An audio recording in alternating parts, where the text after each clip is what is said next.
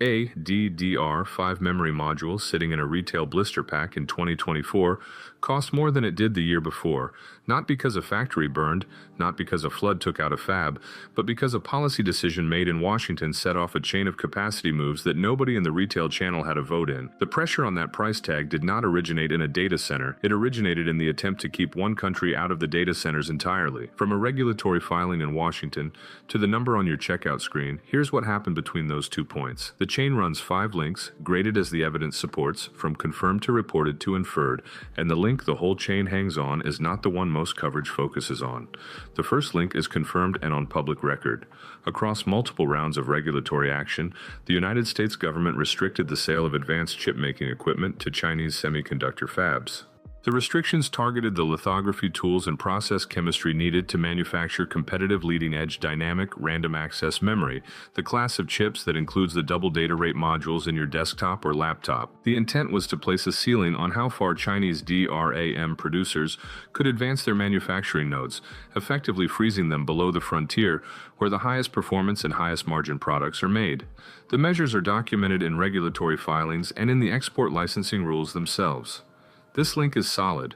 The producer most affected on the Chinese side is ChangXin Memory Technologies, a Hefei-based fab that has been scaling its dynamic random access memory output through this period. Constrained in how far it can push its process nodes, ChangXin directed its investment toward maximizing volume at the tiers it could reach: commodity double data rate 4 and the earlier grades of double data rate 5. Industry analysts and trade press have reported this trajectory with consistent detail across multiple cycles. ChangXin does not publish production volumes in a form that Western analysts can independently verify, so the precise scale of its output is an estimate, not an audited figure. That matters later. For now, a Chinese fab, capped by export controls on its equipment supply, builds volume in the commodity tier. That is the first rung of the ladder. The second link is also confirmed, and this is the one that does the most mechanical work in the chain. While Washington was drawing equipment boundaries around Chinese fabs, the global market for artificial intelligence compute was generating a different kind of pressure from inside the Western supply chain. Training and inference workloads running on large neural networks require memory that moves data extremely fast between processors and storage. Standard double data rate modules, the kind in your personal computer, are not built for that. High bandwidth memory is a DRAM variant stacked in 3 dimensions and bonded directly to a processor package, delivering orders of magnitude more bandwidth than a conventional module can manage. The catch is that producing high bandwidth memory requires dedicated fab capacity, different process optimization, and a meaningful reallocation of the wafers that would otherwise become commodity double data rate chips. Micron Technology, the largest American DRAM producer, made that reallocation. So did the 2 dominant Korean producers. Micron's earnings disclosures and investor communications reference the shift explicitly. High bandwidth memory investment is growing, and that growth comes at the cost of the company's commodity double data rate product mix. The Korean producers' ramps are extensively reported in their own filings and in industry trade press. This is not inferred from price movements. The companies stated it themselves. Confirmed. The wafer pool that had been producing the modules sitting on retail shelves was redirected in meaningful share toward the chips going into artificial intelligence accelerators. The second rung holds. Now the chain reaches its pivot, and this is where the expected causal story turns over. Most coverage frames the DDR5 price move as a supply story driven by Chinese competition or as an artificial intelligence demand story. Neither account captures what actually happened at the intersection of those 2 forces. The production capacity meant to serve the consumer personal computer market did not leave that tier because consumer demand fell. It left because the policy designed to contain a Chinese competitor made the high bandwidth memory upgrade path economically irresistible for the very producers that policy was meant to protect. Micron did not pivot because demand for double data rate 5 modules collapsed. It pivoted because the margin structure of high bandwidth memory, amplified by artificial intelligence demand that was not anticipated in the export control calculus, made the reallocation a straightforward business decision. The export controls on ChangXin created a market environment in which Micron's best move was to leave the commodity lane, and Micron took it. The policy worked on one side of the market and deformed the other. This third link is graded reported, not confirmed, because the causal attribution rests on analysts' interpretation rather than a controlled variable. The directional price movement in double data rate 5 spot markets across the relevant period is reported by memory market research firms and trade press with reasonable consistency. What is not independently established is the precise causal weight. How much of the price move belongs to the capacity reallocation, how much to underlying demand cycles in consumer personal computers, and how much to producer pricing strategy. Analysts attribute the move to the capacity dynamic. No decomposed study isolates it. The direction is reported. The magnitude and the precise mechanism sit on softer ground. At this point in the chain, you have a commodity lane that looks structurally different from any prior DRAM cycle. On one side, Western producers with the most advanced nodes have pulled meaningful wafer share upward toward high-bandwidth memory. On the other, a Chinese producer constrained at a lower node ceiling has added volume at the commodity tier. The result is a two-producer dynamic in commodity double data rate memory that the market has not seen in this form before. Think of a highway where 4 lanes carried traffic for a decade. When 2 lanes are closed for extended reconstruction, traffic does not vanish. It compresses into the remaining 2, and average speed drops for every driver, including the ones who had nothing to do with the decision to close the lanes. The high-bandwidth memory ramp closed 2 of the 4 DRAM lanes. ChangXin entered the other 2. Consumers are the traffic. The 4th link is graded reported with an embedded inference. ChangXin's commodity output, while growing, occupies a lower quality and specification tier than the double data rate 5 modules Micron produces for the enthusiast and enterprise personal computer segments. ChangXin fills volume at the low end of the market. It does not directly substitute at the mid to high end where retail prices for the modules most consumers buy are actually set. What ChangXin's cost structure does, according to analyst models of the market, is establish a floor, a minimum price level below which no producer selling into the commodity lane can go and remain solvent over a cycle. That floor is a function of ChangXin's manufacturing costs at its current process node, and because those costs are higher than they would be at a more advanced node, the floor sits higher than it would if a full node competitive Chinese producer were in the lane. The restriction that was meant to limit ChangXin's competitiveness ended up limiting how low the floor could go.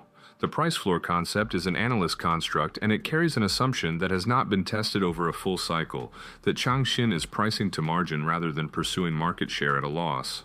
If ChangXin is willing to absorb losses to build share, the floor is not where the models place it. That is a real uncertainty in the chain, and it sits here at link 4. The 5th and softest link is the propagation from spot market to retail shelf. A structural floor in commodity double data rate memory moves through distribution. The module makers who buy DRAM wafers and package them for retail apply margin to a higher input cost. The system integrators who build personal computers apply margin to a higher component cost. The retail channel applies margin to a higher wholesale cost. The consumer buying a double data rate 5 kit for a home build absorbs the terminus of what began as a regulatory decision about chip-making equipment exports. This link is inferred. No independent audit has connected a specific retail price delta to these upstream causes with quantified precision. The directional claim that the upstream capacity restructuring contributed to retail price elevation is a structured inference from the confirmed and reported links above.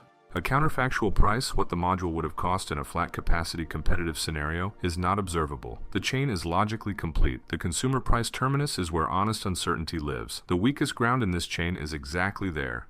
The directional spot price move in double data rate 5 is reported with reasonable consistency, but the causal weight assigned to high bandwidth memory diversion versus baseline demand cycles versus producer pricing strategy has not been independently decomposed.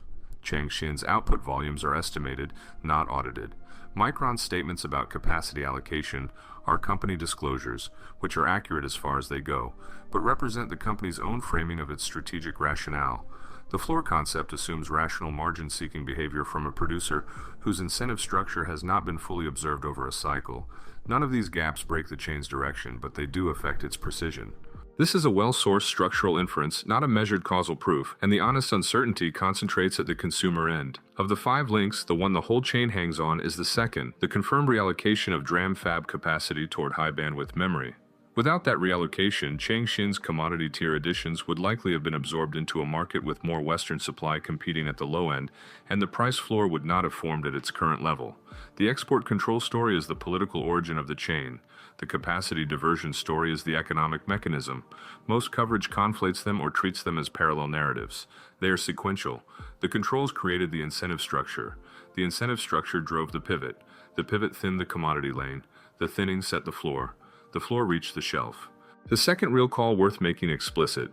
Coverage of ChangXin frames it as a competitive threat to Micron's market share, and that framing is accurate as far as it goes. Coverage of high-bandwidth memory frames it as an artificial intelligence demand story, and that framing is also accurate. Neither draws the line between them. ChangXin filling the commodity lane while Micron vacates it does not suppress prices in that lane. It sets a structural floor below which no producer can go and remain solvent, and that floor is higher than the pre-high bandwidth memory baseline because the commodity lane is now thinner in aggregate capacity than it was 2 cycles ago.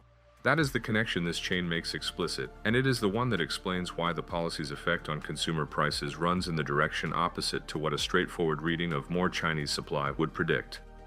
Follow the chain to its end, and the DDR5 module on the shelf is not a supply chain story. It is the retail terminus of a policy chain. Controls designed to slow Chinese dynamic random access memory advancement redirected Western DRAM capacity toward a higher margin product, thinned the commodity lane, and handed the consumer the cost of a market restructuring they had no vote in. The restriction did not hold the line on commodity DRAM pricing. It restructured who sets that line and where it sits. The move meant to keep a Chinese fab from competing in the commodity tier is the same move that made the commodity tier more expensive for the consumers those fabs were never supposed to reach. Washington drew a boundary around the fab. The boundary is what made the fab matter. Watch Micron's next capacity announcement. If the high bandwidth memory allocation continues to grow at the expense of commodity double data rate output, the floor holds and the chain extends another cycle. If Micron rebuilds commodity capacity, the two-lane dynamic compresses, and ChangXin's structural position in the commodity tier narrows. That result will tell us which of these forces actually controls the price your next personal computer build will cost.